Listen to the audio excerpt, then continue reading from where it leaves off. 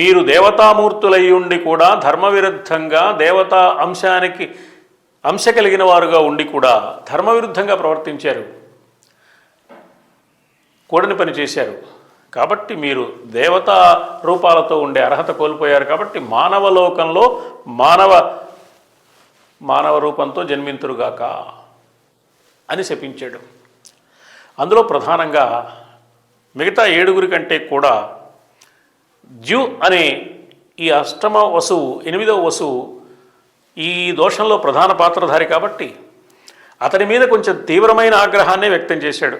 ద్యౌస్తదా మానుషే లోకే దీర్ఘకాలం సకర్మణ న ప్రజాస్యతి చాప్యేష మానుషేషు మహామనః భవిష్యతి చ ధర్మాత్మా సర్వశాస్త్ర విశారదః పితుః